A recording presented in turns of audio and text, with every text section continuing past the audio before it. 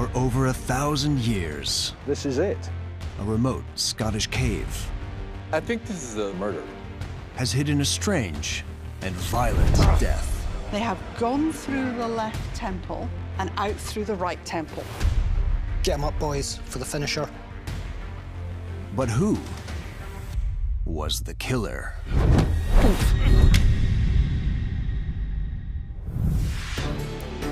Murder is a crime as old as time. We've got the skeleton here. What can the bones tell us? In some cases, We've got a crime scene at 10,000 feet. That's interesting. Yeah. have been unsolved for centuries. It's a mystery. He had his knees sticking up like this. You have here his head.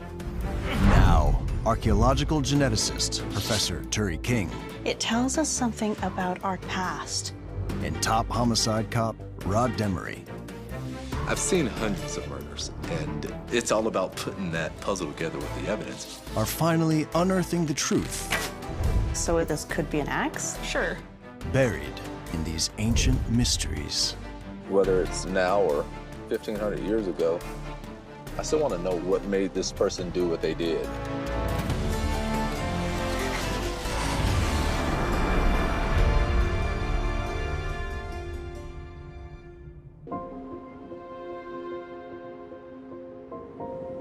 Scotland's a beautiful country. It's so open. To think of a crime such as murder happening here, it's almost impossible to believe. Former Louisiana homicide detective Rod Demery is in the Scottish Highlands to investigate a crime. It was committed 1,400 years ago, and it's still a mystery today. And I remember having a boss that sat me down and said, you know, life doesn't revolve around homicide investigation. Well, it does if you're a homicide detective. I mean, it's your work, it's what you do. World-renowned forensic geneticist and archaeologist Professor Turi King has already started analyzing the case. She set up an incident room in a mansion near Inverness, close to the discovery of the body.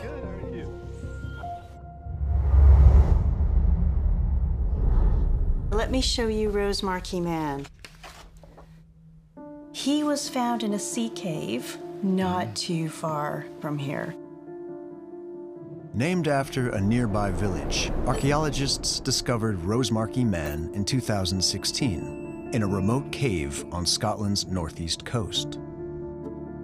The skeleton was found buried in an alcove. It lay in an unusual cross-legged pose, and the skull was cracked.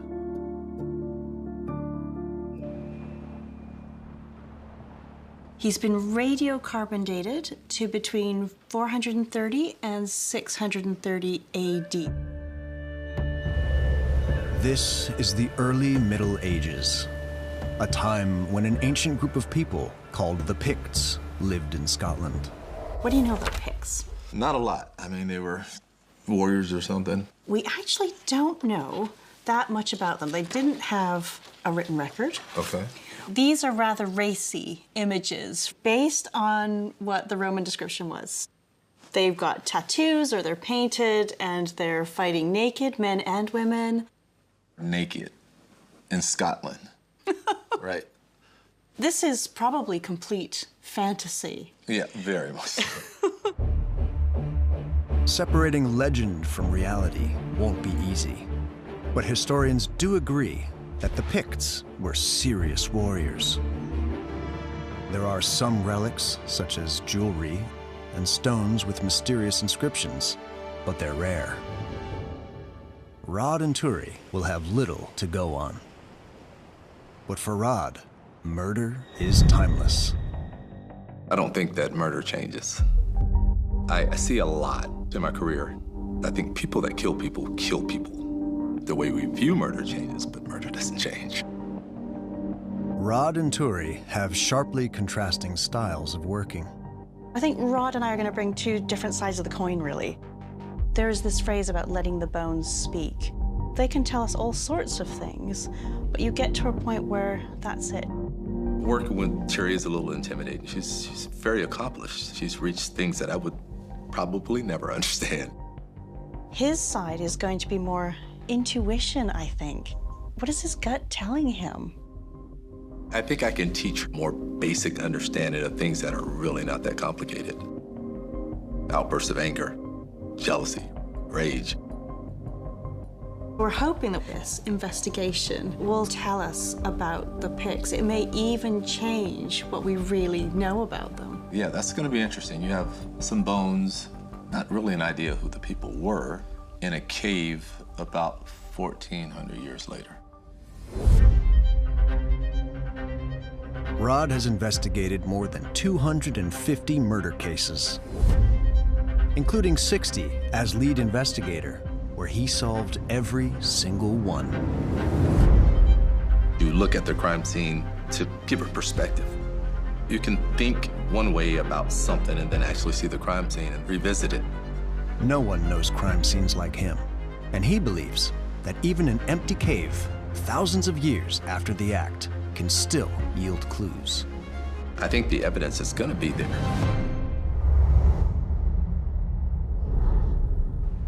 The cave is one of 3 at the bottom of a steep cliff.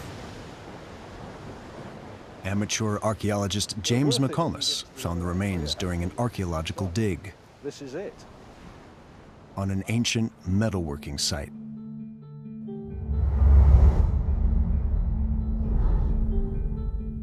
So, he was just tucked into this alcove here. We'd gone through all the layers of habitation, and some bones started to appear. And it's sort of time-lapse, right? The further you go.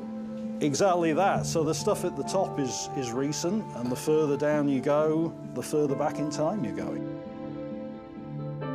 I got quite a lot of these butchered animal bones, but then 2 big leg bones appeared. Basically 2 knees sticking up. And we talked about that and we thought, no, this is not deer, this is not some other big mammal, Right. This is definitely human. It would be really helpful if I could see where you found it. So, he was lying on his back in a supine position. He had his knees sticking up like this. His head was a bit further down and sort of tucked away right down here. He was found laying on his back with his legs kind of perched up that way. They were perched up like this, we think, to fit him into this space. Right. You see there's a kind of natural alcove here and these big pieces of bedrock. And he also had a big boulder resting here.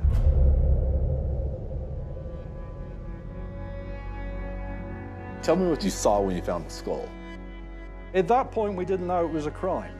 While all the rest of the bones looked perfectly preserved and whole, the skull had all these fractures in it. So I thought, oh, that's a shame, it's all crushed. Right. And it was only later, when we talked about it, that we thought, actually, this maybe is the cause of death. The unusual nature of the crime scene has Rod intrigued. The way a body is disposed of will tell you a lot about the murder. If a body has just been abandoned, they were shot and they just fell. That person that did it was in a hurry, trying to get out of there. If a body's been moved or somehow altered, maybe somebody's trying to manufacture a crime scene or conceal a crime. To discover more about the victim's injuries, Tori's bringing the bones in boxes back to Professor Lucina Hackman, one of the forensic anthropologists who first examined them. So here's our first bit of Rosemarkie Man.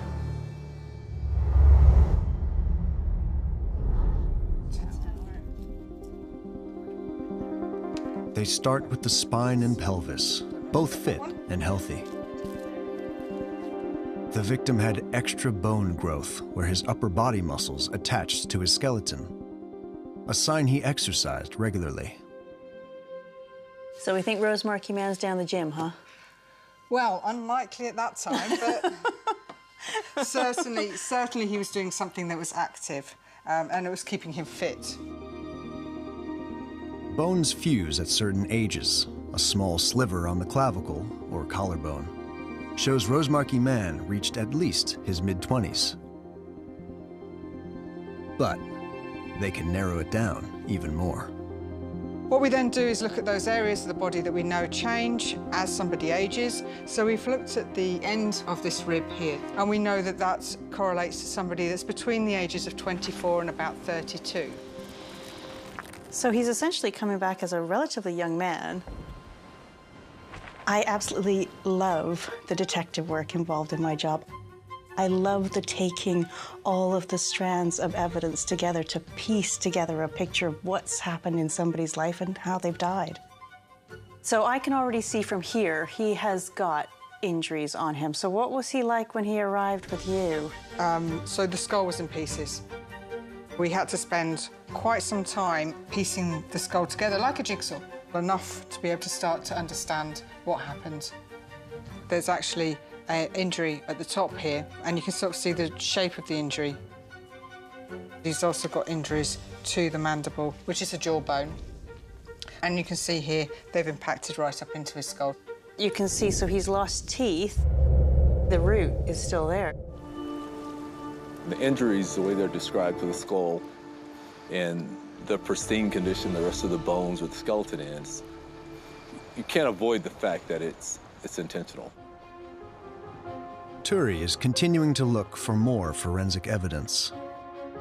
She's meeting with leading forensic anthropologist, Professor Dame Sue Black, chief examiner of Rosemarkie Man's injuries.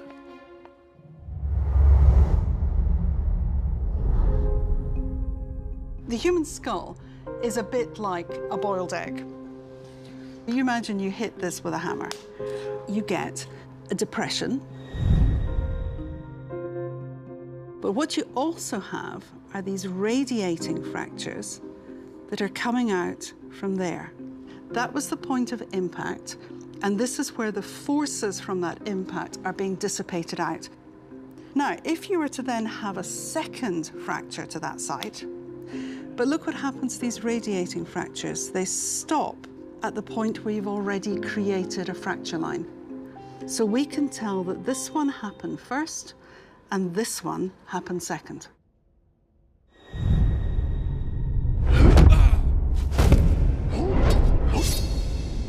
What's happened with Rosemarkie Man? He was a challenge. He had a set of injuries, some that overlapped and some that didn't. Sue found the first impact on the victim's mouth. There were fractures to both the lower teeth and the upper teeth, and fractures in such a way that the tooth had been sheared. So that's not a punch, that's something much sharper. One of the upper teeth was found inside his chest cavity. So has he inhaled He's that? inhaled it. That tells you he was alive when that happened, because we wouldn't have got it in his chest cavity had he been dead. Next, there was a blunt force to his jaw. But it's fractured both of these as well, because there's been such an upward motion. Yeah, huge force, it Yeah. sounds like.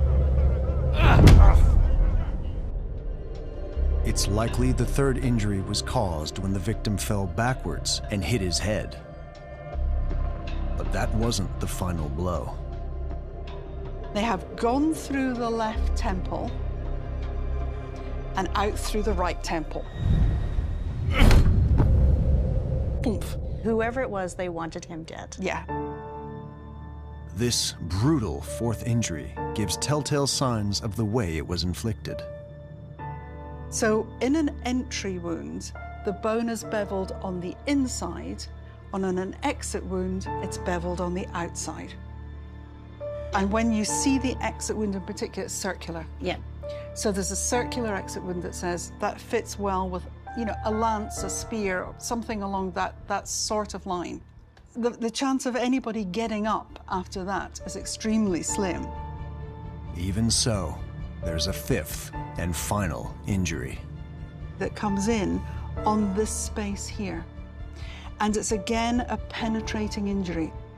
So something has really come down hard into that space. Despite the horror of the attack and no less than 5 total wounds, the victim seems to have put up no resistance.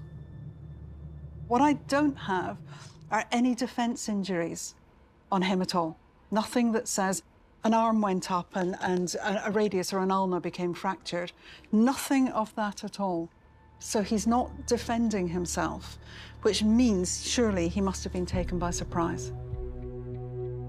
Scientists pieced together enough skull fragments to interpret face muscles, producing a facial reconstruction of how this man, who lived 1,400 years ago, might have looked. Now, you imagine he's the guy that you're heading towards, and you want to bring him down. He looks to me like the kind of person you don't want to give a second chance to him. If my daughters came home with that wouldn't be too bad, would it? You know, that's very pleasant to look at. The evidence Sue uncovered is brutally clear. The bones prove this was a savage attack. But can the bones reveal more? Like who killed him and why? So I've been to the crime scene. Mm-hmm. It's very cramped, it's very tight. His legs are flexed. What do you think is going on there? I think it's opportunity. It shows that there's no real planning. Because if someone were to bury someone, they would at least make the hole big enough to put the person in. Yeah. Do you think that it's been done in a bit of a hurry? They've just kind of like pulled him in, or do you think he was killed there? I don't think it was a hurry, and I don't think he was killed there. I think he was put there, and I think he was put there out of convenience. Rod's theory that the body was simply dumped in the nearest place to the murder goes against the conventional thinking. In fact, some experts are skeptical about the possibility that this was a murder at all. Many have pointed to the boulder placed between the man's legs as a sign of a more elaborate purpose. I know there are archaeologists who think that this might be ritual because of the positioning and, you know, could he have been placed that way? Ritualistic murders, I don't necessarily subscribe to the fact that the person who commits the act of murder is doing it for anything other than to satisfy their need to commit the murder. But I think it's an individual choice to commit a murder. And I think anyone who does it has a sort of an internal struggle. It sounds kind of bizarre, but that's the way it is. Rod wants to explore whether his hunch that this isn't a ritual killing is correct. In a modern-day murder, the witnesses that I speak to may be, you know, a neighbor or a friend. Now my witnesses are archaeologists. If I want to know about a certain burial type, the answer I need is this one different? So you're going to get that from your witnesses.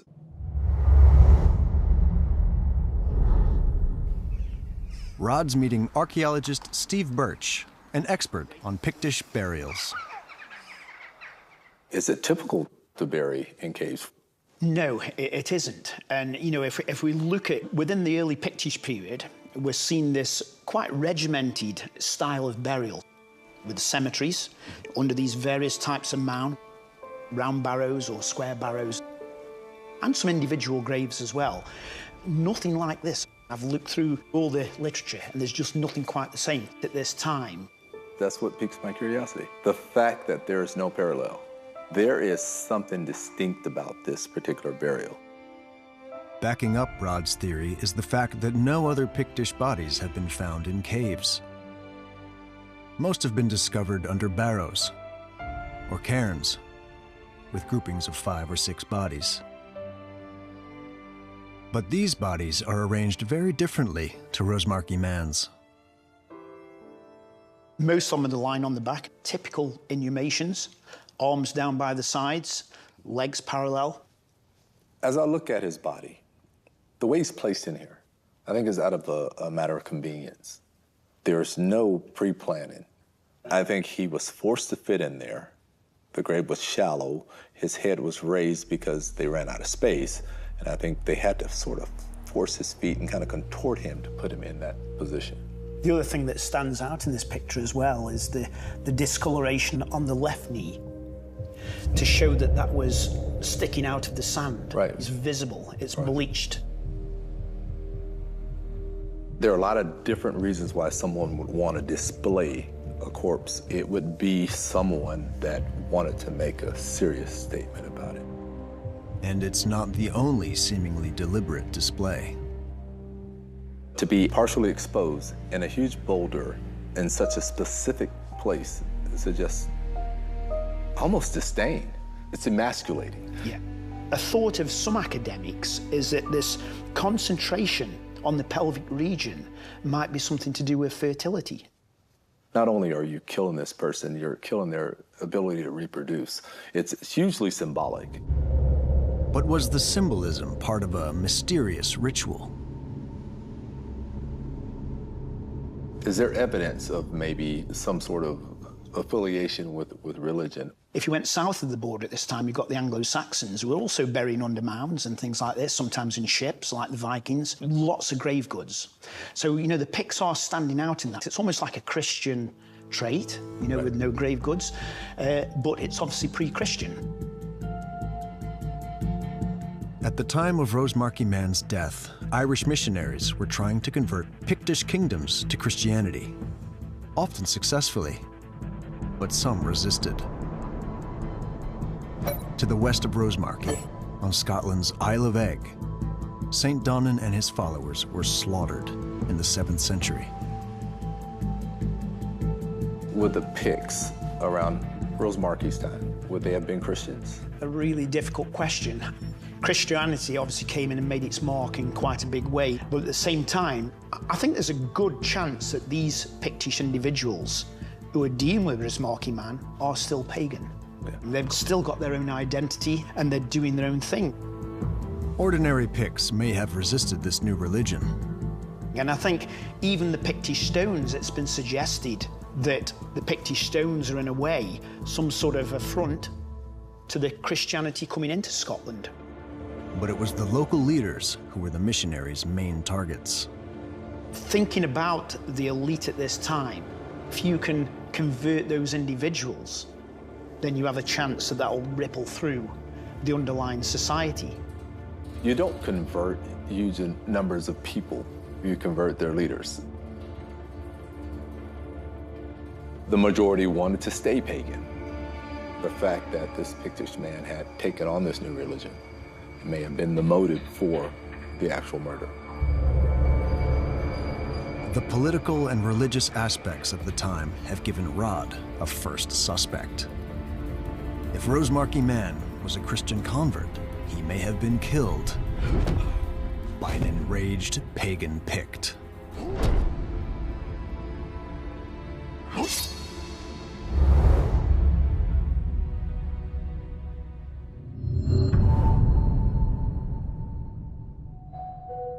But Rod's theory that it was murder isn't yet supported by enough hard evidence for Turi. The one thing to remember is that we are going to be looking at these cases with our modern eyes. And something that we may see as a horrible murder may not have been viewed that way at the time. And I think a really good example for that is when you find sacrifices. And presumably that was part of the culture. That being said, we have to bear in mind that we can't just think that everything is a sacrifice. And that's where I'm hoping that the scientific evidence will help us. While Turi seeks evidence from fellow scientists involved in Rosemarkie Man's case, Rod's also looking for more proof on the ground. There are certain things that require a little more knowledge of what's happening in that period of time. I think our next steps are to find out a little bit more about the Picts, you know, how they operated, especially in murder or any other form of violence, or how they protected themselves. Rod is visiting Dunnottar Castle, about 100 miles southeast of Rosemarkie. Before the castle was built, Picts made these sea cliffs their home. Archaeologists have found other such sites near to this coastline, many now eroded away. At heights of over 150 feet, these cliffside communities would have been naturally fortified against attack. They would also have provided good access to the sea for attacks on other communities. Archaeologist Professor Gordon Noble has studied them.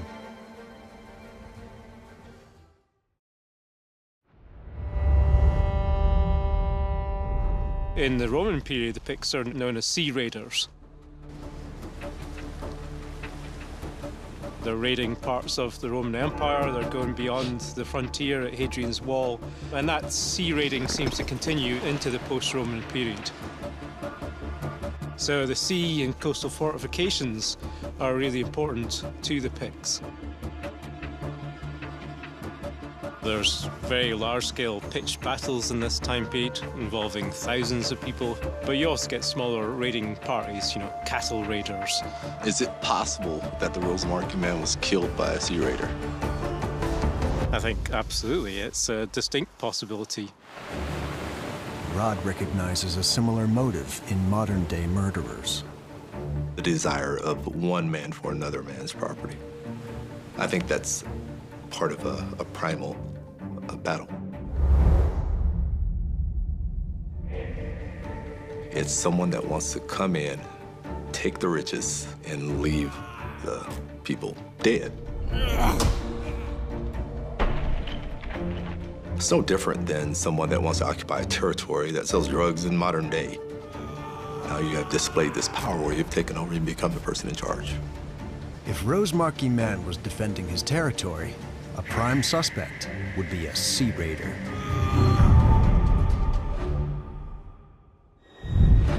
But could it be the other way around? Well, I guess equally possible is that the Rosemarkie Man could have been a sea raider himself. Yes. So perhaps he was killed by someone defending their home against him.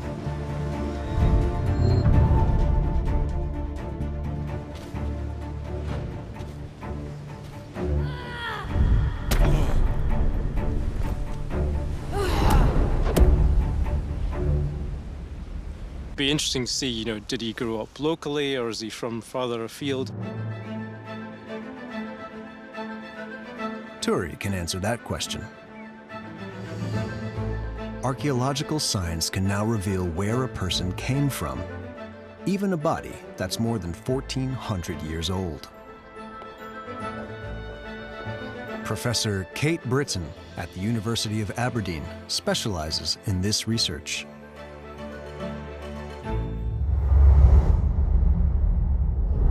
I want to know whether or not Rosemarkie Man was local or was an outsider. Well, there's different isotope techniques we can do to explore whether or not he was raised in this area and maybe whether he lived in the area in the years before he died, too. Isotopes are variations of a particular element. Scientists have found that geographical locations have particular isotopes in specific quantities. These are absorbed into the teeth and bones of people living there, so scientists can deduce where someone lived long after their death. Kate analyzed strontium isotopes in 2 teeth from Rosemarkie Man. One formed when he was a baby, and the other in later childhood. This is a sort of map of Scotland, but it's superimposed with strontium isotope data. So here we've got the area around Rosemarkie, and both teeth are consistent with being local. Okay, he's not an outsider, he's a local boy. Well, we can say he spent his childhood somewhere very much like the area around Rosemarkie. But what about adulthood? Could the victim have left the local area and then have been killed upon his return? There's more evidence in his bones. Sulfur isotopes, they can be influenced by diet and coastal proximity. And we extracted his proteins, and it's spot on. Very, very high sulfur isotope ratio, which is exactly what you'd expect for somebody who would be living in this area in the years before death.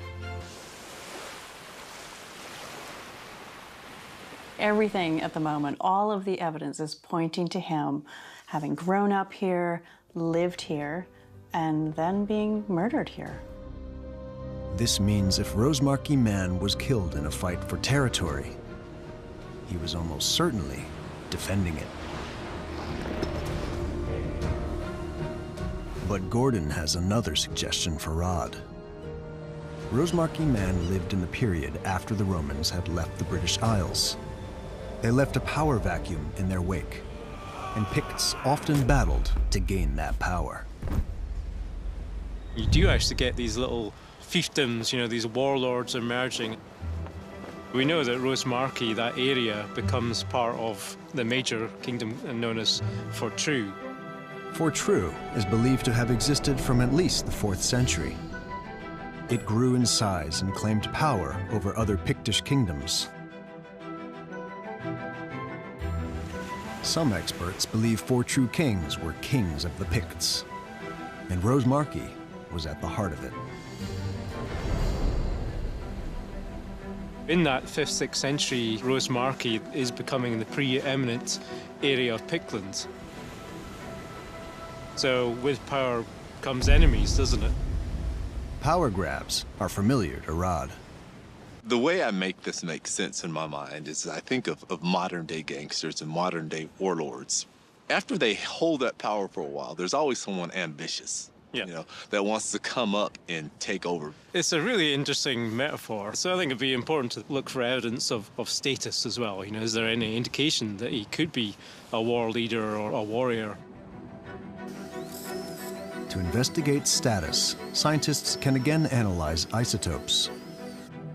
Nitrogen and carbon in the bones reveal the amount of protein an animal or person consumed. High protein levels in some Pictish human remains indicate that they ate more meat and dairy, so could have been high status. Kate's findings for Rosemarkie Man are revealing.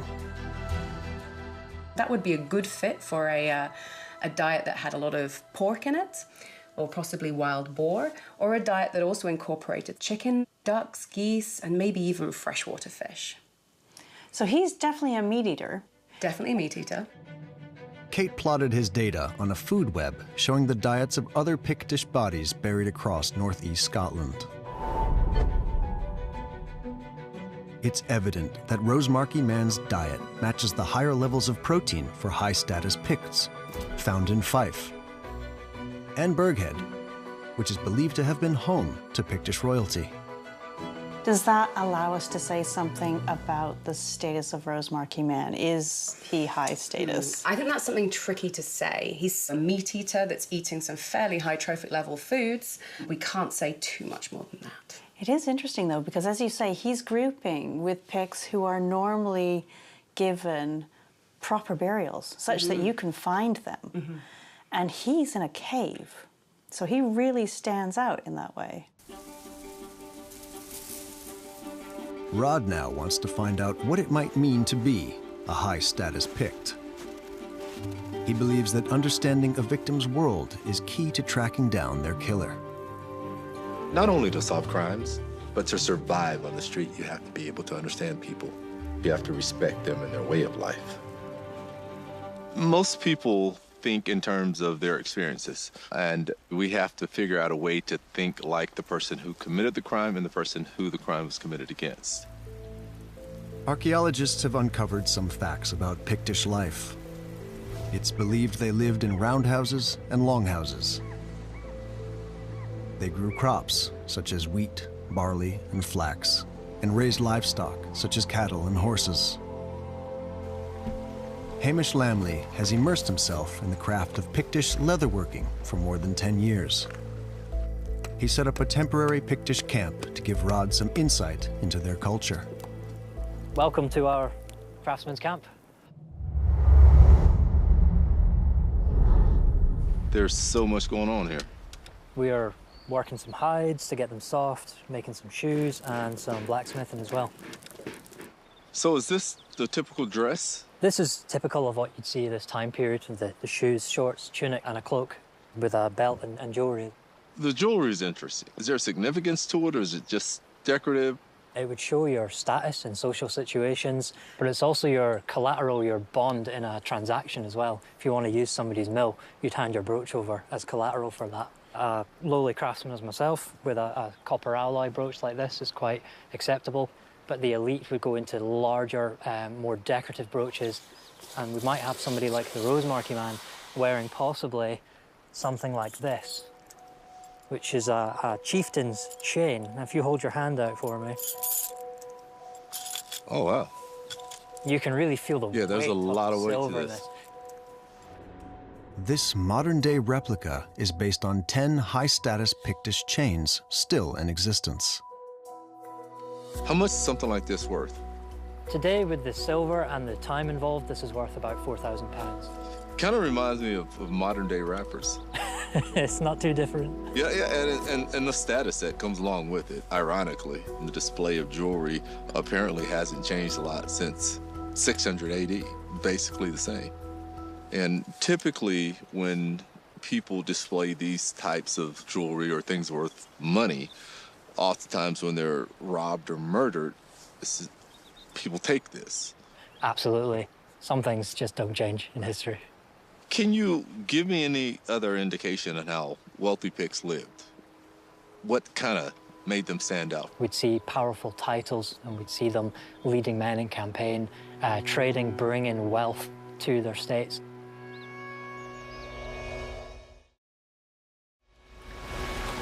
Money and power are base instincts that Rod has seen back on the streets of Shreveport, Louisiana.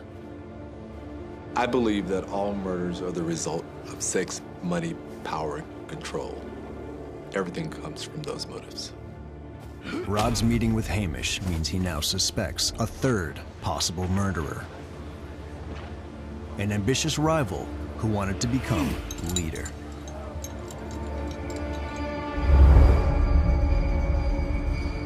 I think the suspect would be someone who is wanting to assume that power. Someone that's ambitious, brave enough, the type of warrior that would enjoy the spoils that came along with it. Knowing that he was a man of status, someone relieved him of all of his goods. They not only took his power, but they took his status along with it.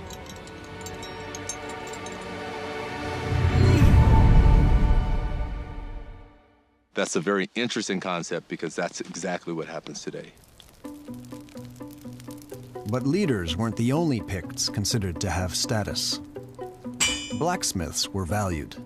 And since the archaeological dig that uncovered the body was originally examining metalworking in the caves next door, Turry thinks they may be connected.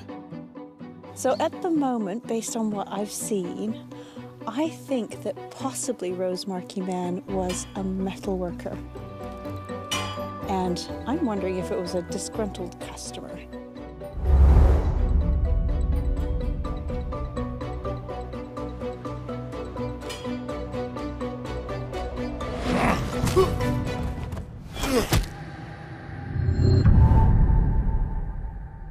Hey, how are you? Rod wants to explore this idea with the Pictish camp's blacksmith, Tom Timbrell. Being situated in a cave would make a lot of sense for blacksmiths at the time. One, it's a shelter for you, but as blacksmiths, we actually really prefer to forge in the dark. It allows us to see the color of the metal more clearly when we're heating it up. So in the dark of a cave, that would be ideal. Give you the true definition. Absolutely. We do know that he was muscular, appeared to have superior upper body strength. There would be telltale signs of work of where you are working in caves, stooping, effects on the back, wear on sockets as well. Would there have been weapons around? There would be the potential that there could be completed weapons in the cave, spears on shafts already. But Rod is still skeptical. Even if you had the availability of the weapon, or it's at your disposal, you don't necessarily have the training. It was decisive. It's pretty obvious that the person wielding the weapon had specific training. Absolutely. I would imagine if you had access to the weapon and a lot less training, we may have seen a more messy death. Him being in the cave near metalworking doesn't necessarily mean there was an involvement between the two. I like the way you think. Some of the basic concepts of investigation are to be able to think outside the box, rather than just what's convenient. The net is closing on Rosemarkie Man's assailant. Now, with 4 firm suspects, Rod and Demery meet in the incident room.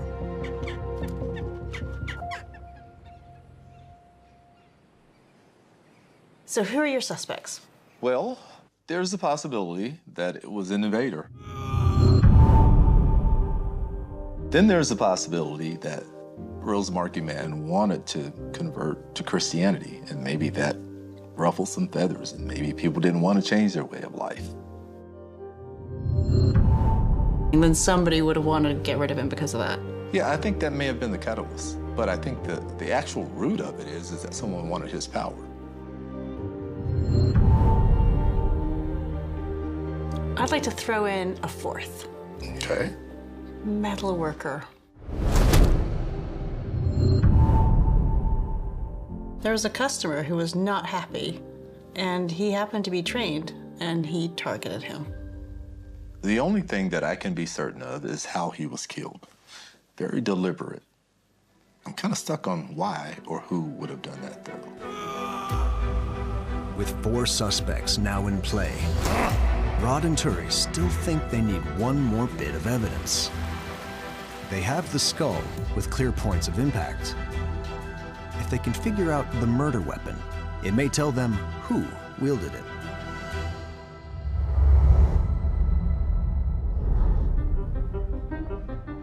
The team has found a Pictish weapons expert who they hope can match weapons to the injuries.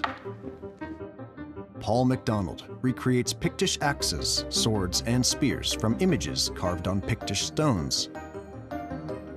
They want to show him the injuries detailed by Sue Black. Okay, so Sue thinks this is the first one. And you can see it's come in and it's broken teeth, and he's inhaled. It's like shock because he's got a tooth down here. Do you have any thoughts on what you think might have caused that? So the staff is one of our most ancient weapons there is. It's a big stick. So the injuries you could deliver with a staff would be either concussive striking injuries or thrusting actions with the end going into the face. So that's not a punch, that's something much sharper. So it would give a wider injury, wouldn't it, on the jaw there? I think you're spot on. You're not going to get that penetrative action smashing through bones with the point of a blunt stick. So the next martial step up would be a spear. Now, the early spears had bronze points capable of penetrating and thrusting through softer tissue. So with that arrow-shaped spear, that's going to create a wider gap, just not as pinpoint or precise. Exactly. It's going to cause a much wider injury. And you may even see evidence of the thinner section of the blade here as well, and we don't see that there. The other thing we're looking for is something that's circular in cross-section. Well, there's a whole other side to the spear we can look at. This was another form of reinforcing the end of the spear and making it a weapon at the same time. And it happens to give us that rounded, tapered section for concentrated force. That's starting to look like it to me. Looks more like it. Okay, so I think we've got our murder weapon. I agree. I think it's the perfect size, shape, and purpose. Next, the team want to see how the weapon was used to inflict the sequence of injuries uncovered by forensic analysis. So what feels most natural to you then? Okay, he's grabbed, has brought the back end of the spear in for the first strike, penetrating through. The second strike either by the spear or by his second assailant coming in, which is getting the body boom, down to the floor. So we do know that he's on the ground because he hits his head at the back. So the next one It comes in through the left and goes out through the right. So it looks like his head's to one side. And that's easily delivered, boom, from above. So the thing that's bothering me is some of the angles on these, because this fifth injury is at the sort of the back left-hand side. And that looks really difficult to deliver if he's like that. So I'm just wondering, Andrew, are you okay with sitting up a bit? The suggestion of maybe 2 or even 3 assailants is more plausible now. The fact that he's attacked from the front, he hits the ground. As he's going down, now you have to make your mind think. You have 2 or 3 people attacking one man at the same time. It's a simultaneous attack. Well, that final blow could have been a much more deliberate one in terms of, well, he's out of it already, but get him up, boys, for the finisher. Crack.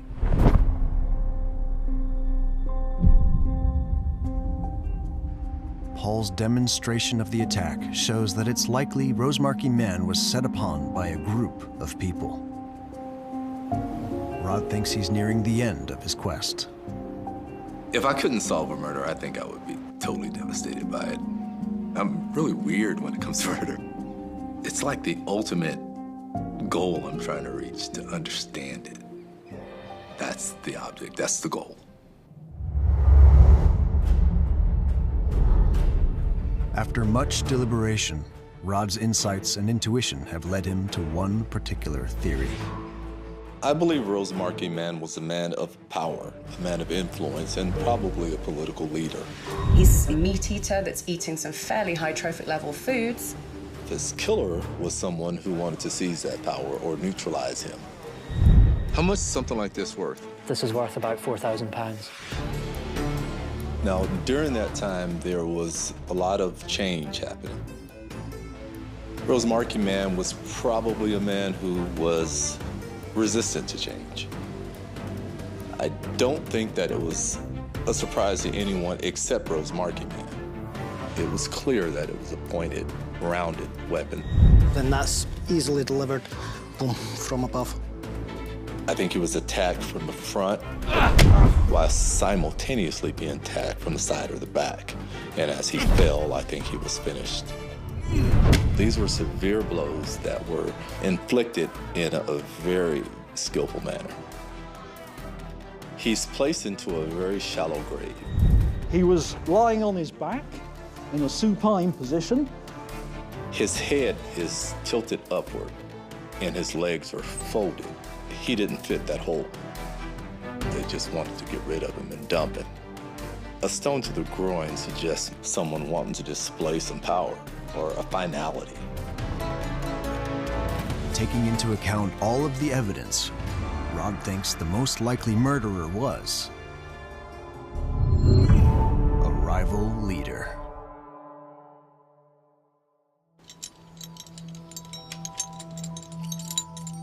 For the first time, 21st century police work and groundbreaking science have shed new light on Rosemarkie Man's murder. I'm a street cop. I'm a street homicide detective. I think it gives you an ability to investigate crimes on a different level than most. You can study it, but you have to walk it. For Turi, it's a new way of working, providing an insight into the lives and character of long-dead figures. I'm always wary about using the word human nature because it's like, oh, well, people are going to react in a particular way. And I think that we're individuals and we don't all react in the same way to everything. But I think there's kind of like a universal sort of humanness. We can understand certain elements of the past. The combination of forensic analysis and gut instinct, helping to solve an ancient mystery. It's almost as though we're from different worlds. And I think that when you have two things that are that far apart, you can't help but get a great outcome.